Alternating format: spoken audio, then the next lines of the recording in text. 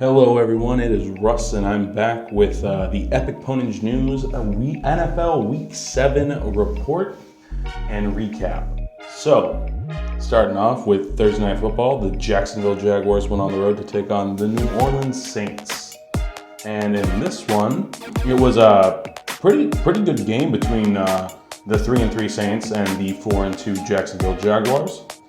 And because of this game now, the Jacksonville Jaguars are off to their best start since 2007, sitting at 5-2 after a 34-31 victory over the New Orleans Saints. The Saints fall to 3-4 and have a lot of work to do to get the offense right back on track. The offensive spotlight for tonight's game, for Thursday night's game, was the Jaguars quarterback Trevor Lawrence. He was questionable with a knee injury coming into the game, but he ended up leading the team in rushing for 59 yards on 8 carries. Lawrence also finished 20 of 29 passes for only 204 yards and 1 touchdown, with 1 big-time throw and 0 turnover-worthy plays. Derek Carr and the Saints offense looked downright broken through the first 3 quarters, though, on the other side of the ball. Carr completed just 4 of his 14 passes. He threw for more than 5 yards downfield, threw an ugly pick 6 on a pass that was late and over the middle. Carr finished 33 of 55 passing for 301 yards, 1 touchdown, and the interception, with 3 big-time throws and 2 turnover-worthy plays. Defensive spotlight, though,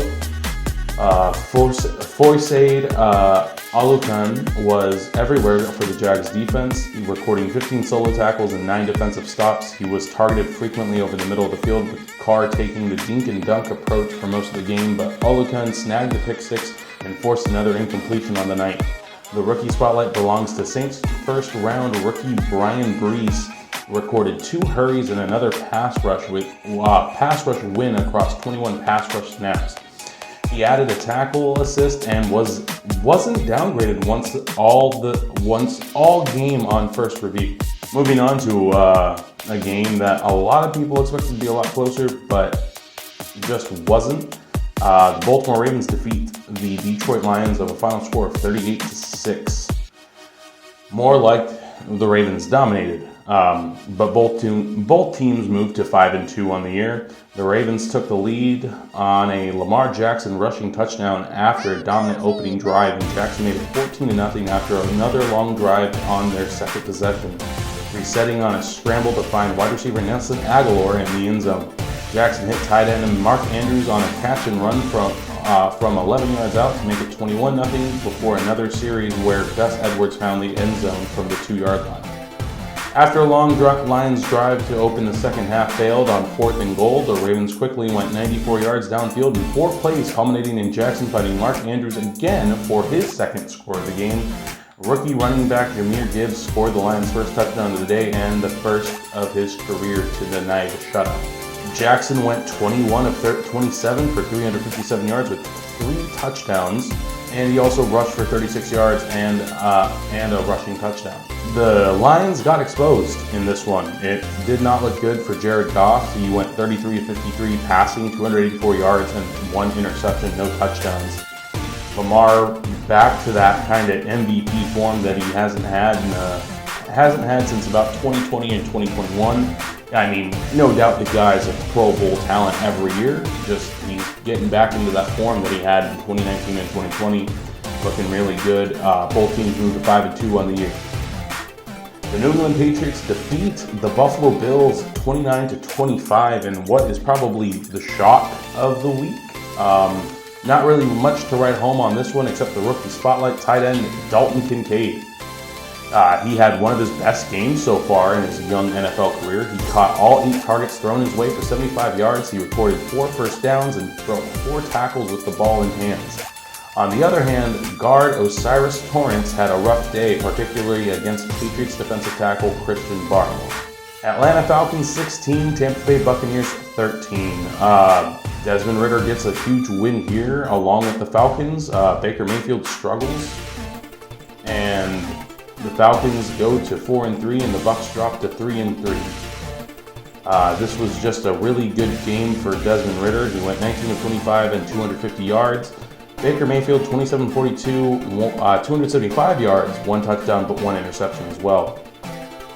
Ritter had six carries, 38 yards, and 1 touchdown. His longest run of the day was 19 yards. So he was helped leading the charge for rushing, but leading the main charge for the Falcons was Tyler Algier with 21 carries for 59 yards, 2.8 yards per carry for him. 12 yards was his longest rush of the day. The Cleveland Browns defeat the Indianapolis Colts 39-38. Deshaun Watson did struggle early, going 1 of 5 for 5 yards and an interception before leaving the game with an injury. PJ Walker replaced him, finishing 15 of 32 for 178 yards with an interception of his own.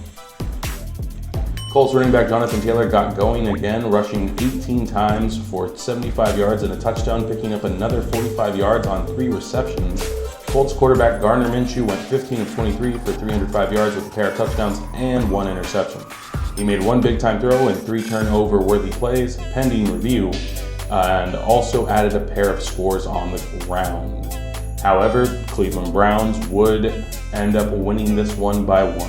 I believe the Browns now move to 4-2, I think they moved to 4-2 on the year now, and the Colts drop to 3-4 or 3-3. We'll take a look once we get to the standings. Just to kind of wrap up the week though, New York Giants defeat the Washington Commanders 14-17. The Giants get a win finally. Giants defensive lineman Dexter Lawrence had a very impactful day in this one, making some of the game's biggest plays. Lawrence finished the game with 6 tackles, 2 sacks, 4 quarterback hits, and a tackle for a loss. Chicago Bears defeat the Las Vegas Raiders 30-12, and the only thing here was rookie spotlight. Raiders rookie tight end Michael Mayer was getting open throughout the game, but Hoyer either didn't look his way or missed him. On a positive note, rookie first-round edge rusher Tyree Wilson had the best game of his young career in a favorable matchup with Bears swing tackle Larry Borom, with 3 quarterback pressures and his first NFL sack.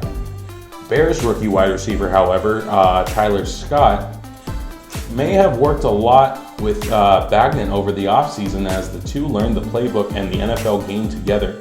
Bagnett looked his way early and often, and with the rookie receiver hauling in 2 receptions for 19 yards, but he earned targets with solid separation throughout.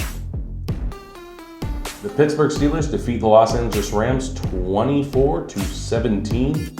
The only bright spot here is Deontay Jackson, who returned to the Steelers lineup after a 4-week stint on injured reserve, finishing second on the team in receiving for this game, behind only George Pickens, who went over 100 yards receiving for the 3rd time in this season and the 4th time in his career. It was Kenny Pickett, Jalen Warren, and Najee Harris providing the scores on the ground for the Steelers, though helping to finish off drives. The Seattle Seahawks defeat the Arizona Cardinals 20-10. The Seahawks defense held the Cardinals offense to just 150 yards passing. 8 different players broke up 8 passes. Darrell Taylor added 1.5 sacks to the team's strong defensive effort, marking the first time this season he was able to get home and take down the opposing quarterback.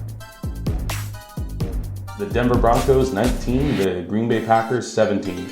6 different rookie skill position players saw playing time for the Packers in this game, and they combined to make some of the biggest plays for the team in a losing effort.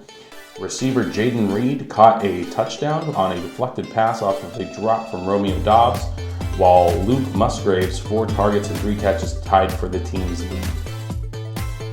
Kansas City Chiefs 31, Los Angeles Chargers 17. Chargers wide receiver Josh Palmer tallied 5 receptions for 133 yards, including a 60-yard catch and run that set up a touchdown pass to tight end Gerald Everett. Palmer made a bunch of contested catches, one in particular, and that was just spectacular, and accounted for 2 more explosive receptions. Backup running back though, Josh Kelly, made the most of his 7 carries, recording 75 yards and a score while working behind a dinged up Austin Eckler.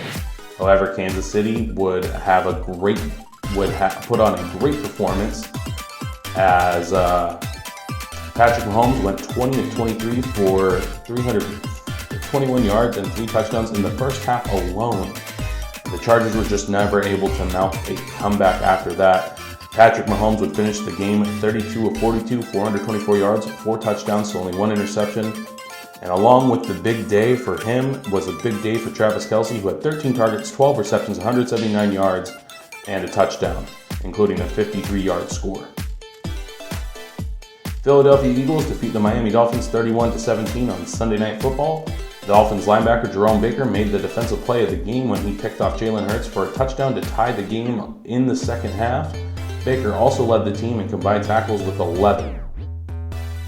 However, though, the Miami Dolphins were just not being able to do enough to take down the Eagles. The Eagles improved to 6-1 on the season, while the Dolphins dropped to 5-2. Tua Tagovailoa went 23 of 32 for 216 yards, 1 touchdown, 1 interception. Jalen Hurts, though, went 23 of 31, 279 yards, and 2 touchdowns to 1 interception. Monday Night Football last night, San Francisco 49ers and the Minnesota Cardinals. The rookie kind of low light, not really a spotlight here. 49ers rookie Jake Moody missed another field goal from 40 yards out in the first half, but bounced back with a 55-yard boot in the second half to draw the game within 5 points.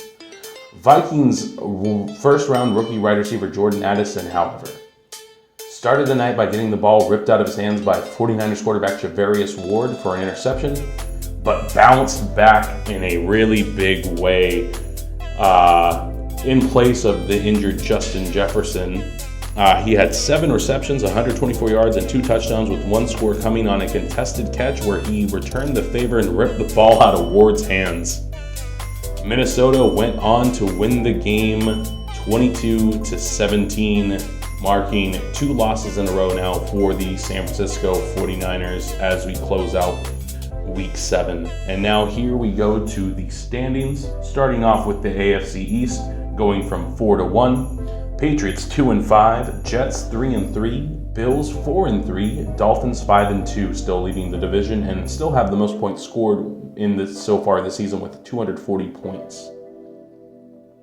AFC West going from 4-1, Denver Broncos 2-5, Chargers 2-4, Raiders 3-4, Chiefs 6-1. It looks like the Chiefs are probably going to end up taking the division handedly this year. Again, Chargers not really putting up much of a fight, as much as a fight that they have in previous years. Raiders have a chance. Anyone still has a chance at this division. Raiders are sitting in second place, Chargers in third, Broncos in fourth, but the Chiefs still reigning on top at 6-1 with a full 3-game lead over the Raiders. AFC North going from 4-1, probably football's toughest division so far this season. Bengals are 3-3.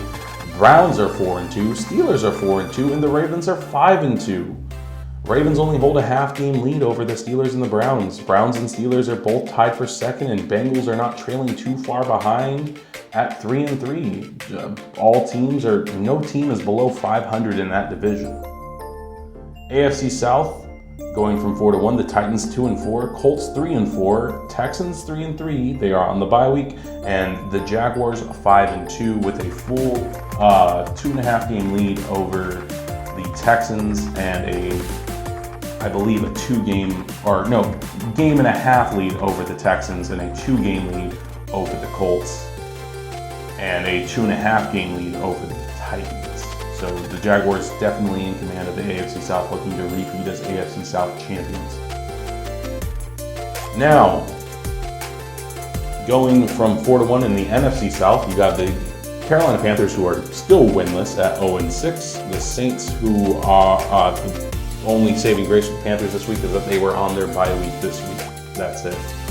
The Saints are 3-4 at third place in the division. The Buccaneers are 3-3 after the loss to the Falcons, and the Falcons take the top spot now in the NFC South, at moving to 4-3 on the year and moving into first place in the NFC South for them.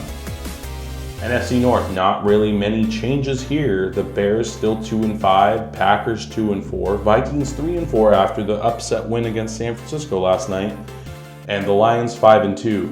So, the Bears are the only team to win in the NFC North this weekend, obviously, but because of the losses to the Packers and the Vikings and the Lions still are in first place at 5-2 with a full 2-game lead over the Vikings and a 2.5-game lead over the Packers and a full 3-game lead over the 4th place Bears. NFC East going from 4-1. The New York Giants at 2-5. The Commanders at 3-4. Cowboys at 4-2. I believe they were on the bye week this week. And Eagles at 6-1. So the Eagles still tied for the best record in football. Only 2 teams have the record of 6-1. Them and their Super Bowl opponent from last year, the Kansas City Chiefs.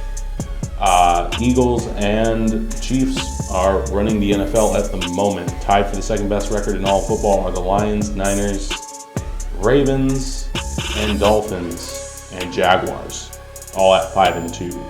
So this has been a very interesting season so far. But the Eagles have a full 3-game lead over the Commanders, a full 4-game lead over the Giants, and a 1.5-game lead over the Cowboys. And to finish things off, the NFC West, Cardinals are at 1-6, trending towards the bottom of the division. Rams are 3-4. Seahawks at 4-2 after the big win over the Cardinals, and the Niners at 5-2. Now, because the Seahawks are the only team in the NFC West to win this weekend, they only sit a half game back of the 49ers. The only thing giving the Niners the edge right now is the fact that they've played all 7 games and have won 5. Seattle has played 6 games and has won 4, both with 2 losses on the year, but Niners get that half-game lead due to the fact that they haven't had a bye week yet. But the Niners with the half-game lead over Seattle, but Seattle inching closer towards it. They have a 2-game lead over the Rams and a full 4-game lead over the Arizona Cardinals. But anyway, guys, that was the NFL Week 7 recap. I hope you guys enjoyed. If you are new, subscribe, tap the bell to go over our post notifications. We upload content on a more frequent basis. Now, I'm not going to say daily just yet because we're still working towards that. But on a more frequent basis, we try to do our best to pump out videos frequently so you guys have content to watch. But hit the subscribe button, tap the bell to go over our post notifications. Also, like the video, share it as well, get the word out there about the channel, and help us reach our goal of 500 subscribers by February. We appreciate the support and all the love that we get from you guys, and we will continue to strive to provide the best content on YouTube for you as well. Anyway, guys, I'm Russ, and I will see you next week for Week 8 NFL recap.